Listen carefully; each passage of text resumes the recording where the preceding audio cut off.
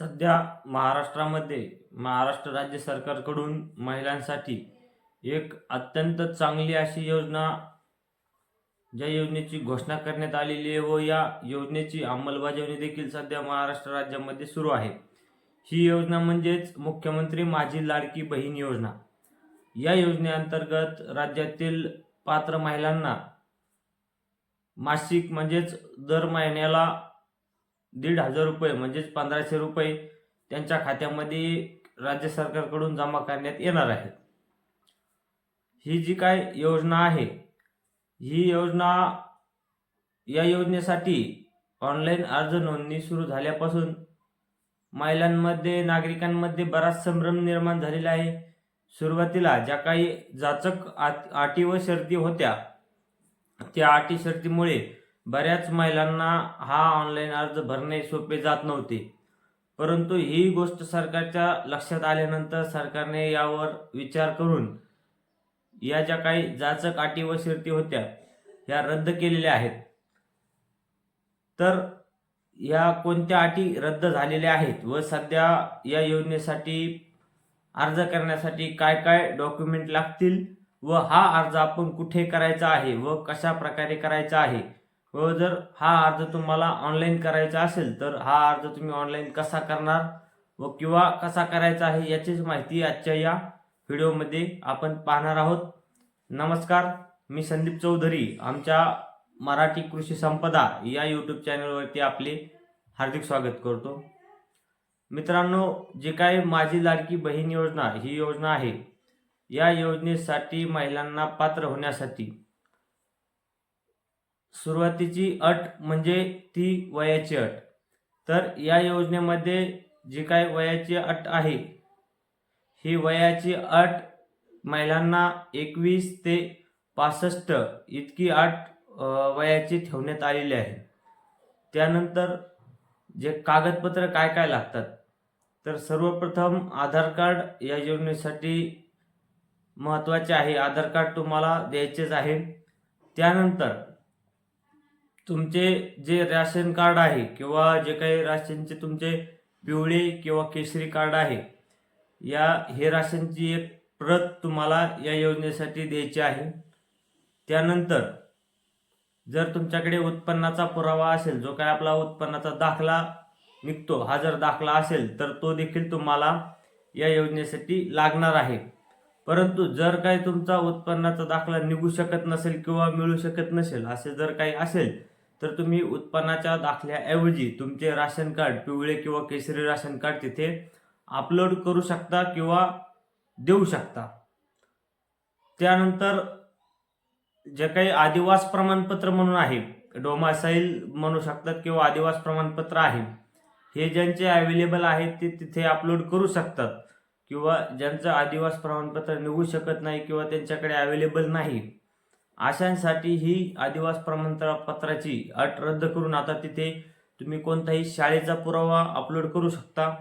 जसे TC असेल, निर्गम असेल, किंवा शाळेचा पुरावा जरी महिला शिक्षित नसल्यामुळे बऱ्याच महिलांना शाळेचा पुरावा अपलोड करण्यास प्रॉब्लेम होत आहे, तर अशा महिलांनी तिथे जो काय आपले मतदान कार्ड आहे, मतदान ओळखपत्र आहे, हे मतदान ओळखपत्र तुम्हाला अपलोड करण्यास सांगितलेले आहे. अशा बऱ्याच साऱ्या ज्या काही जाचक अटी होत्या ह्या रद्द केलेल्या आहेत. त्यानंतर एक अट अशी होती की जमिनीची अट होती. ती जमिनीची अट रद्द करून जमिनीची अट देखील रद्द करण्यात आलेली आहे. आता महिलेच्या नावावर देखील जमीन असली तरी तुम्ही अर्ज करू शकता किंवा 5 एकरपेक्षा जास्त जरी जमीन असली तरी देखील तुम्ही या योजनेसाठी अर्ज करू शकता. तर सर्वप्रथम ज्या महिलांना ऑफलाईन अर्ज करायचा आहे, अशा महिलांनी ऑफलाईन अर्ज कुठे करावा, कसा करावा, तर जे काही आपले डॉक्युमेंट आहेत, हे डॉक्युमेंट आपल्याला या डॉक्युमेंटच्या सर्व प्रतचा एक बंच करून घ्यायचा आहे. त्याच्यानंतर आपल्याला कोणत्याही ऑनलाईन सेंटरवरून ऑनलाईन फॉर्म या योजनेसाठीचा मिळून जाईल, त्याची देखील प्रत घ्यायची आहे. तो ऑनलाईन फॉर्म लिहून, तो जो काही ऑनलाईन सेंटरवरून आपल्याला फॉर्म मिळेल, तो फॉर्म लिहून त्याच्यावरती आपले डॉक्युमेंट लावून हे सर्व बंच आपल्याला आपल्या गावातील अंगणवाडीमध्ये किंवा अंगणवाडी सेविकांकडे जाऊन जमा करायचे आहे. ही झाली ऑफलाईन पद्धत. आता यानंतर ज्यांना कोणाला ऑनलाईन भरायचे आहे अशांनी कुठे ऑनलाईन भरायचे? सुरुवातीपासूनच योजना सुरू झाल्यापासूनच जे कोणी या योजनेसाठी ऑनलाईन अर्ज भरत आहेत अशांना बरेच सारे प्रॉब्लेम येत आहेत. या योजनेसाठी कुठलीही वेबसाईट नाही आहे. जे काही नारी शक्ती दूत हे ॲप्लिकेशन सरकारकडून या योजनेसाठी देण्यात आलेले आहे. ह्या ॲप्लिकेशनमध्ये देखील 1-2 वेळेस बदल करण्यात आलेले आहेत. ज्या काही अटी शर्ती रद्द झाल्यामुळे या ॲप्लिकेशनमध्ये देखील बरेच सारे बदल करण्यात आलेले आहेत. व सध्या जे काही ॲप्लिकेशनवरून ऑनलाईन अर्ज करतायत अशांना देखील हे ऑनलाईन अर्ज करणे शक्य होत नाही, कारण हे ॲप्लिकेशन पाहिजे तसे नीट चालत नाही आहे. तर ज्यांना कोणाला ॲप्लिकेशनवरून अर्ज करायचा आहे त्यांनी हा अर्ज कसा करायचा? सर्वात आधी आपल्याला आपल्या मोबाईलवरच्या प्ले स्टोअरवरती जायचे आहे व आपल्या मोबाईलचे प्ले स्टोअर ओपन करून तेथे सर्च बारमध्ये आपल्याला नारी शक्ती दूत हे ॲप्लिकेशन सर्च करायचे आहे व हे ॲप्लिकेशन इन्स्टॉल करून घ्यायचे आहे. व ॲप्लिकेशन इन्स्टॉल झाल्यानंतर आपल्याला इथे ओपन बटनावरती क्लिक करायचे आहे. तुम्ही पाहू शकता.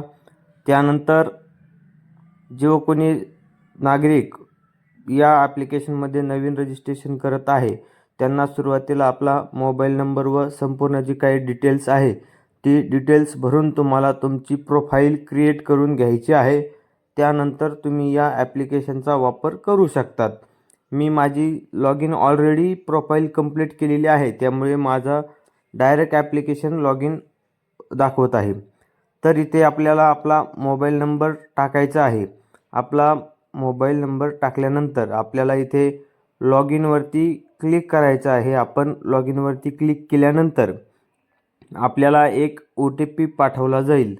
तो OTP येण्यासाठी आपल्याला थोडी वाट बघायची आहे व थोडा वेळ लागू शकतो आपल्याला OTP येण्यासाठी, त्यामुळे थोडी वाट देखील आपण OTPची पाहायची आहे. त्यानंतर तुम्हाला जो काही OTP येईल तो OTP तुम्हाला 4 अंकाचा OTP तुमच्या SMS द्वारे तुम्हाला प्राप्त होईल. तो OTP तुम्हाला आल्यानंतर हा बघा आपल्याला OTP आलेला आहे. तो OTP आपण इथे टाकून घेऊयात. जो काही तुम्हाला OTP येईल तुम्ही इथे 4 अंकी OTP टाकून घ्यायचा आहे व त्यानंतर व्हेरीफाय OTPवरती क्लिक करायचं आहे. त्यानंतर मित्रांनो OTP व्हेरीफाय करण्यासाठी थोडा वेळ घेईल व त्यानंतर अशा प्रकारचा इंटरफेस तुमच्या ॲप्लिकेशनमध्ये उपलब्ध होईल. त्यामध्ये तुम्ही सुरुवातीला पाहू शकता मुख्यमंत्री माझी लाडकी बहीण योजना हे जे नाव तुम्हाला वरती दिसत आहे याच्यावरती तुम्हाला तुमचा अर्ज भरायचा आहे. अर्ज भरण्यासाठी तुम्हाला या योजनेवरती तुम्हाला क्लिक करायचं आहे. त्यानंतर या योजनेमध्ये तुम्ही क्लिक केल्यानंतर जो काही तुम्हाला इंटरफेस दिसेल तो इंटरफेस तुम्हाला या इंटरफेसमध्ये जे काही माहिती विचारली आहे तुम्हाला याची संपूर्ण माहिती भरायची आहे. त्यामध्ये महिलेचे नाव विचारले आहे, महिलेच्या पतीचे किंवा वडिलांचे नाव विचारले आहे. त्यानंतर महिलेचा जन्मदिनांक विचारला आहे, महिलेचा मोबाईल नंबर, आधार नंबर, त्यासोबतच ज्या काही अटी शर्ती आहेत की याआधी या महिलेने कोणत्याही सरकारी योजनेचा लाभ घेतलेला आहे का, तिथे देखील आपल्याला हो किंवा नाही करायचे. त्यानंतर महिलेचा जन्म परराज्यातील आहे का, तिथे देखील आपल्याला हो किंवा नाही करायचे.